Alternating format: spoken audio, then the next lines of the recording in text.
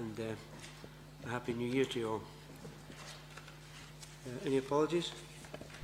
Chair, apologies from Councillor Beattie, Councillor Bennett, Councillor Emery and Councillor Pottinger. Thank you. Order of business?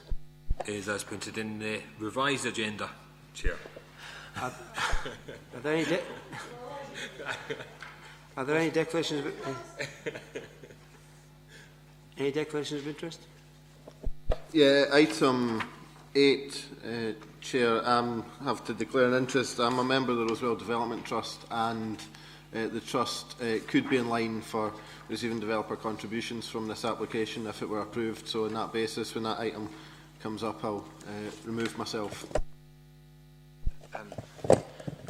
I would like to say that I won't be taking part in the discussion about the Buccleuch issue, but I will be attending.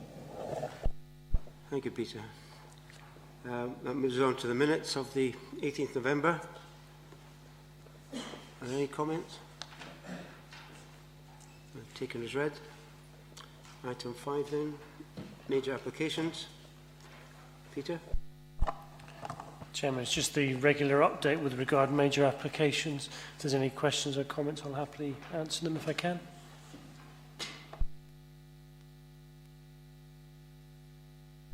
Okay, we'll move then on to item 6, which is the appeals and local review body decisions. Again, Chairman, it's just the regular update of decisions made by the local review body and an appeal decision. Again, if there's any questions, I'll happily field them. Which moves on then to item 7, pre-application consultations. Thank you, Chairman. This is a report regarding a pre-application consultation regarding a proposed mixed-use development at land-adjacent Pentland Road, Lone Head. The mixed-use development comprises a film and TV studio and backlot complex, mixed commercial uses, a hotel and gas, heat and power plant. The purpose of this report is to afford members the opportunity to make comment on the proposal at this very early stage of the planning process, in line with the guidance which was reported to the committee in May and October 2014. The applicants have engaged in a public consultation exercise and are holding a drop-in session at the Asda store at Strayton tomorrow, the 14th of January 2015. The report outlines a provisional planning consideration with regard to the adopted local plan and material considerations. However, it is worth noting that this consideration is based on the indicative information available at present. A detailed assessment of any proposal will be made once a planning application is forthcoming. The applicant could submit a planning application once the public consultation process has been concluded. The report recommends that the committee notes the provisional planning position set out in the report, that any comments made by members will form part of the minute of the committee meeting, and C, the expression of a provisional view does not fetter the committee in its consideration of any subsequent formal planning application. As said, this is a pre-application report, not a planning application. Anyone wish to make any comments? Okay.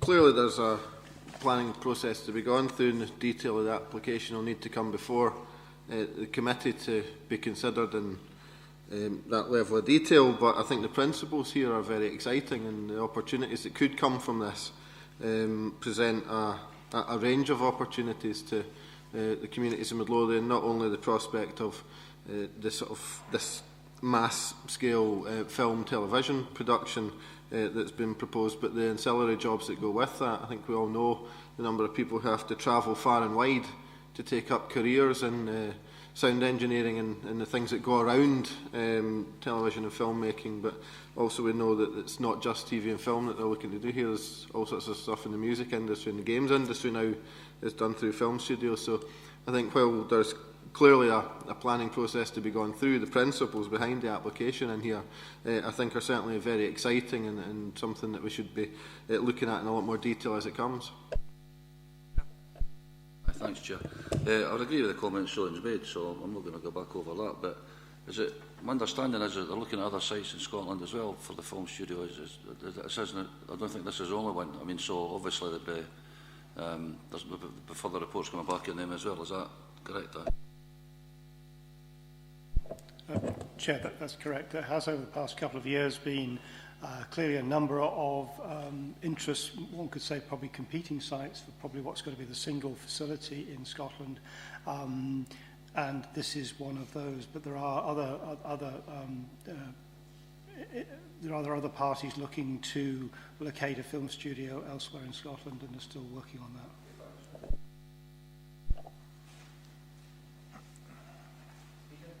Yeah, of course they're looking at other places, but that's why we in Midlothian ought to bend over backwards to make sure that they will come to us. And we would do everything we can in our power to bring something, because we would here have a lot of people employed on really worthwhile jobs, much better jobs than they get across the street from Asda or from Strayton. And this is a great opportunity for Midlothian.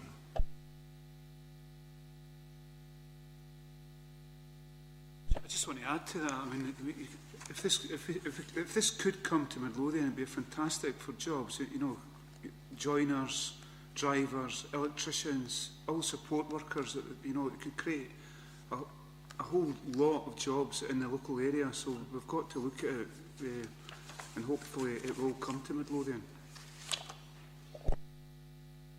Well, I have every confidence in the planners will do everything they have to do.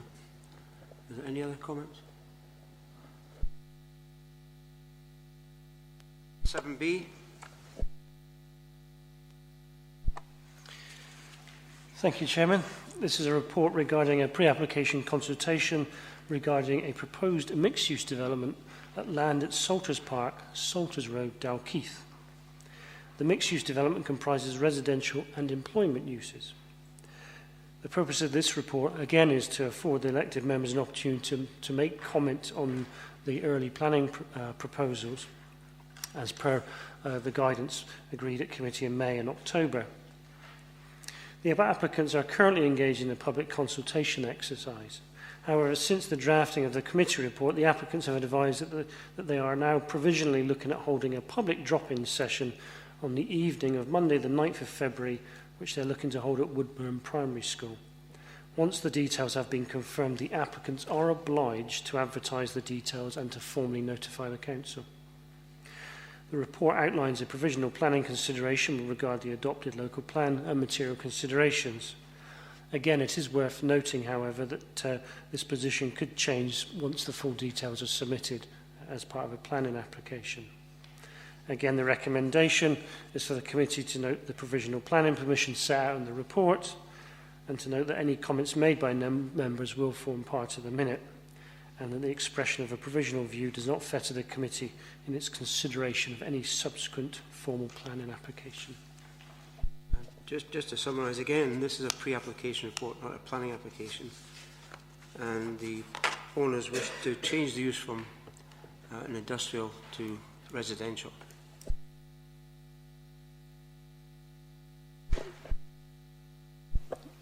Thank you, Chair. Just a question regarding Salters Park. Can you advise how long has that been in existence, and how do we know how they've been marketing it over the period of time? I'm obviously thinking about the previous site, the old former Ferranti site, but a similar situation with that. Yes, Chairman. Maybe if I could draw the members' attention to page 31, which has got the site plan on it. Roughly through the middle of the site, you've got the line of the dismantled railway. The land to the west of that, to the left, that land was allocated in the 2008 Midlothian local plan for employment uses, business and general industrial uses. The land to the east of that railway, to the right, is not currently allocated for development. However, it is identified in the Midlothian Local Development Plan, which went through full council in December, just before Christmas. So that is to be allocated, or proposed to be allocated, for economic land uses. And that's now subject, or will be subject to, publication and consultation. None of the land is identified for for residential use. It's all economic and business. In terms of marketing the site, to be honest, I don't have the details of exactly what the landowners have done to try and attract business to it. So it's maybe something I'll have to go and find out and come back to you on, because I don't have that detail at present. Ian, Thank you. you first. Thank you, Chair. Just very quickly, just looking at the map on page 31, I noticed there's a dismantled railway. Will that be protected just for possible further, future use, or maybe used in the interim as a cycle walkway, which could then maybe at some point in the future be used? It's not identified for protection in terms of a reinstatement of a railway. Obviously, once the site becomes developed, then part of that would include sort of pedestrian and cycle links to it. So that's maybe an option for the detail as it comes forward. Margot, you didn't want to say anything else, did you? Yeah. Yes, please. Yeah, it's okay. I note that in the planning considerations, they haven't actually identified the makeup of the mixed use, what it would entail, or how many houses they would plan on that site. We obviously could put conditions on that, couldn't we, as a planning authority, to say X amount of houses, obviously whatever, at 25% affordable, and then the rest would be mixed use, and we could say what the we could actually insist on what the mixed use would be. At the moment, the applicant hasn't clarified what the percentage is. You're right, they haven't clarified whether it's 50% housing, 50% employment, or any other mix of percentages, so it's purely indicative at the moment. If, when the application comes forward, then if the applicant then identifies a percentage of the site as housing and the rest as business, then obviously the elected members can make a judgment on that at that time.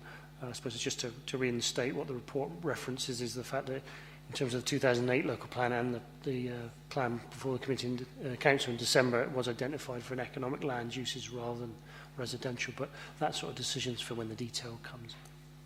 Derek? Yeah, I'm not actually sure what we're being asked to do here today, because I have very grave concerns about this.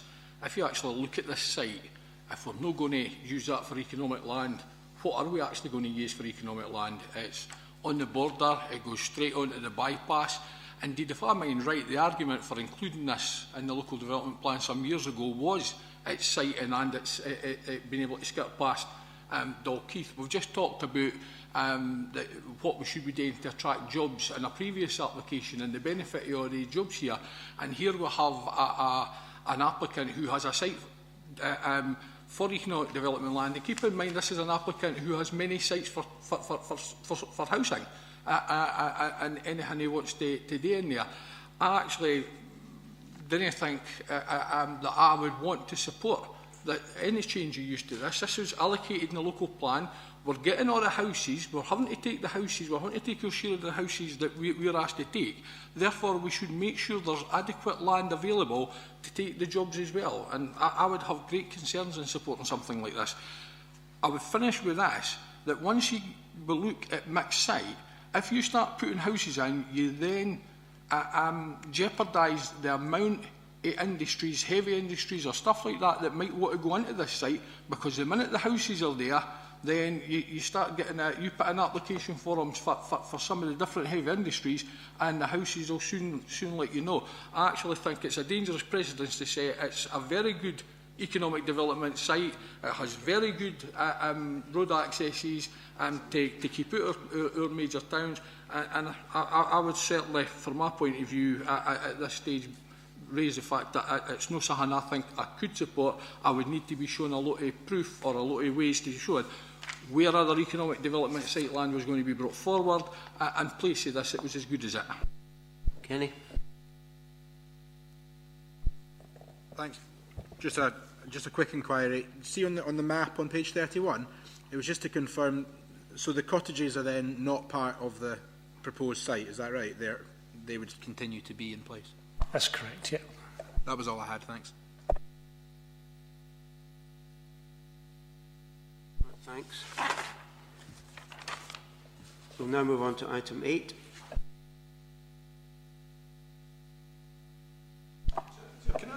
just a wee bit more. What's the purpose of what we just done there? You know, I mean, we've said that it could form part of the minutes. One or two people have expressed their view on it. What happens with that? Are we actually going to minute what was said here today? Well, I know it is, but it just seems to. I'm not quite clear on what the purpose of this is.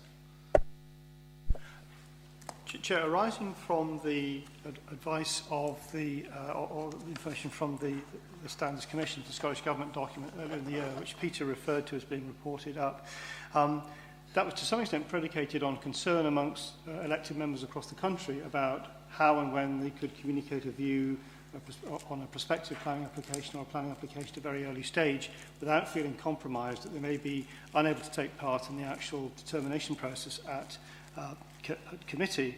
And the way in which, one of the ways in which the, or the primary way in which the Standards Commission is looking to say, well, how this can be, how members can be assisted is for there to be some sort of formal process through planning committee where members would be able to give a provisional view or to raise planning issues which they concern them or not about a planning application, or make no comment at all, but at this sort of forum, and therefore it can be minuted.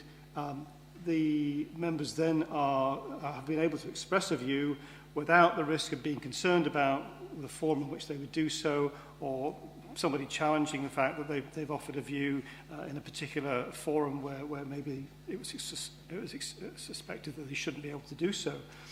So from that point of view, that's the assistance and the clarity for elected members. And there are other councils who go through the same sort of process, City of Edinburgh being one.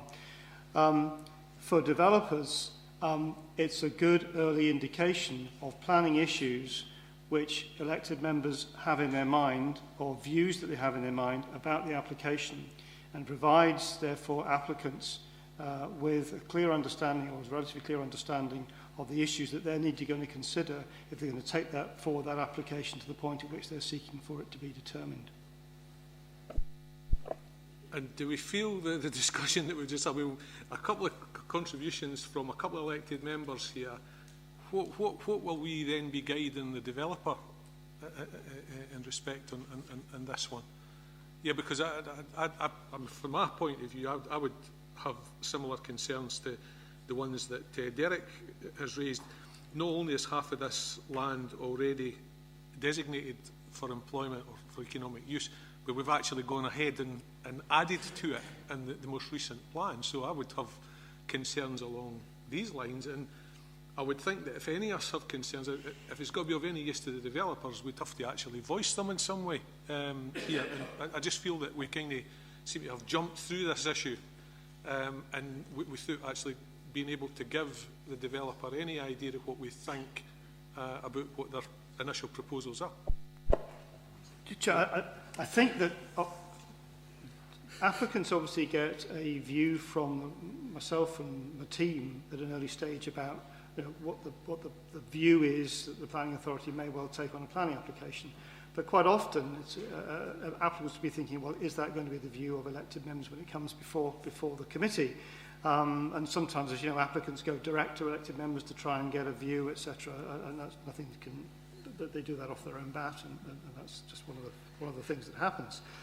But I think if you take a case like this, it's now a case with this particular application or this particular proposal, yet to be an application, but this particular pre-application proposal, is that the issue of development plan, the fact that housing would, as it stands at present, not be in accordance with the development plan, issues about the extent of the marketing which has taken place, if a convincing case is going to be put up for a change of use to a mixed development, and also a detailed point in relation just to the former railway. So they're all issues now which can be considered by the applicants. They know now that the planning committee or members of the planning committee have expressed a number of views and raised a number of issues, and it would be prudent for them to consider those in taking forward their application to a point at which it then comes back up to, formally comes up to, for decision. Well, the way I take it is that we're for the film studio, obviously, and we're against that land being used for house building. Two different things. Yeah? That's exactly the point I'm making. Two councillors have expressed an opinion and everybody else has sat silent. That it could be 16-2, you know, when it comes to the committee, you know.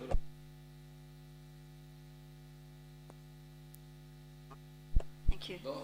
I've not actually said I was opposed to it. I'm more interested in the community buy-in, if there is anything like that, but also needing more information about the makeup of anything like that. So I wouldn't say I'm open-minded, as kind of one should be.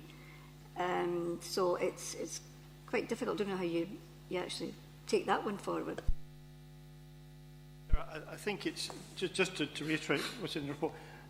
It's not the case that, and I certainly would not advise that the committee or individual members should say they are certain of what their view is, or the committee is certain of what its view on the application. That's not territory the committee needs to go into, and certainly shouldn't. And I advise elected members to avoid being too demonstrative about just exactly how they feel about the application, because what's in the guidance is that it's a provisional view that's expressed, but a willingness to be convinced otherwise as and when the full application comes before committee with all of the information. But it's perfectly reasonable at this stage for members to say, well, I can't reach a particular view at this stage, even provisionally, because I think there's information that still needs to come forward. This process only takes things as far as it can. It's not a definitive process with a particular end at the end of the discussion on each of these items.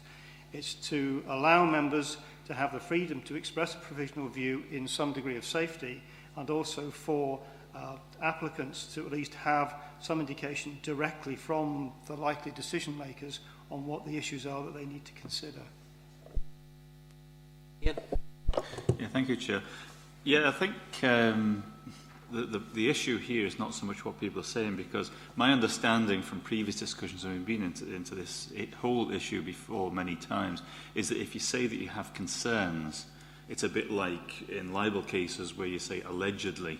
It covers you, and I've been told that if you go to public meetings and that, or you meet a constituent on a planning issue and you say you have concerns, it doesn't mean you've made up your mind, but you genuinely are concerned about things. And I think what Derek was saying before, he's got concerns and I share them, and as Jim said, he does and others do. And I think the issue for me is not whether we have concerns or not, but how many of us have those concerns. If Derek had stated that he had concerns and whether they were not shared by anybody else here, the developers could probably go away and say, well, it's only one councillor.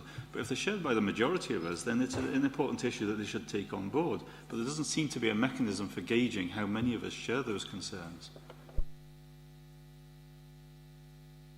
Chair, I think it's up to individual members as to whether they wish to offer any comment or not. Clearly, if a member were to offer comment on a particular concern that he or she had, and another member was clearly of the view that they were not either relevant or they disagree with them, then there would be the opportunity for that member to voice their counter concerns, if you like. So, in a sense, it's very much up to members if they wish to make comment or not, and if they wish to challenge a particular concern that a fellow member may have.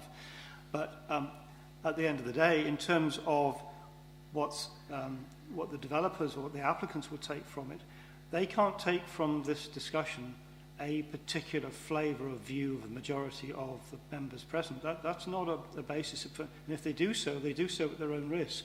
All that they'll be seeing is that a number of councillors offered comment in relation to particular concerns or a provisional view they had. Now, the applicants can take full regard of that, they can disregard that, they can choose what they wish to do with it, but they cannot make an assumption that therefore the majority of the committee have taken a particular view, because there'll be no vote on items such as this. Oh, well, I better get a word in too then. If we're on the Salters Gate at Dalkeith, I thought Councillor Milliken's comment about the giving up agriculture for industrial for residential is very good.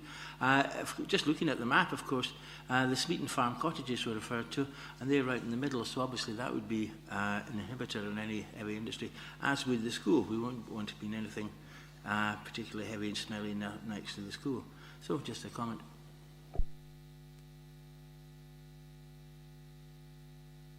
Okay, we'll now move on to item 8, which is a planning application for the erection of 290 houses in Roswell.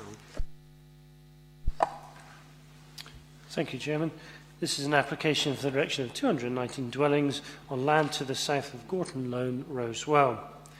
The proposed development consists of 252-storey dwellings comprising a mix of detached and semi-detached houses, and 40 single-storey affordable housing units. A proposed business park, a new roundabout access off the Rosewell bypass, the A6094, 2 vehicular access points off Gorton Road, pedestrian links to Carnethy Street via the Rosewell Steading site, once developed, and via Lindsay Row. Open space providing a kickabout area and play provision, landscaping and suds provision, and car parking provision. The houses are of contemporary design and will comprise a mix of concrete and clay roof tiles and render and brick walling with some reconstituted stone detailing. The site's allocation in 2003 and 2008 local plan means that there is a presumption in favour of a mixed-use development of residential and business uses, which is not outweighed by any material considerations. The development itself is well laid out, providing distinct character areas and interesting spaces in a form which reflects the existing housing in Rosewell.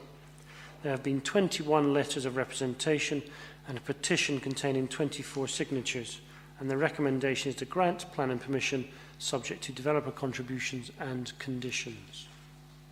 Andrew.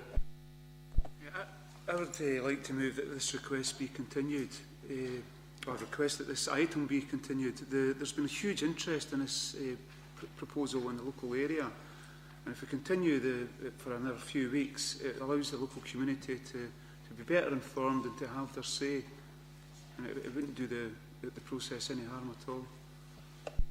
Derek? Jimmy, I'm quite happy to second that. My understanding is that there's been some amendments to the layout of this and some other designs, and I understand the Community Council and groups in Rosewell who have been quite proactive in commenting on this, both negative and positive on it, have indicated that they haven't had time to consider the amendments to the application. So I would ask maybe if we could continue it for a cycle to allow that consultation to go ahead. Ian? Yeah, thank you, Chair. Just a question. I'm a wee bit confused as to where this is, because if you look at the map and you look at 5.10, item 1, the comments from Rosewell and District Community Council, it says that the development will inevitably affect the setting of Category B listed St Matthew's RC Church adjacent to the site. But looking at the map, it seems nowhere near it.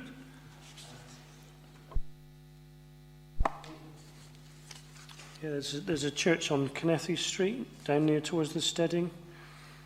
If you look on the map on page 59, to the right, it's next to where the sign PW is, to the right of there.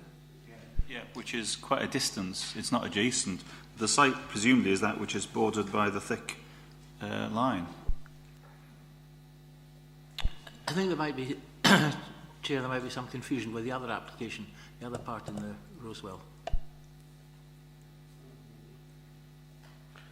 Afterwards I can show the councillor where the church is, but it is adjacent to the black line off Carnethy Street. Yes, presumably it's right on the border of the map. Yeah.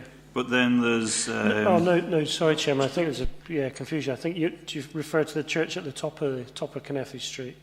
There's another church down near the junction of Carnethy Street and Whitehill Road. But that's not St Matthew's Church. That's just the comments from the Community Council. Was probably getting the churches confused, Chairman. Well, I'm more concerned that maybe they're objecting to an application at a different site, because I know there are houses being built up by St Matthew's Church. Sure, maybe they are, Chairman. It's in terms of reference to paragraph 5.10. It's just relaying what the Community Council's comments are. Continue it for a cycle, that would actually clarify all that. So. Nobody against that. Okay, that will be the decision of the committee. Thank you very much for attending.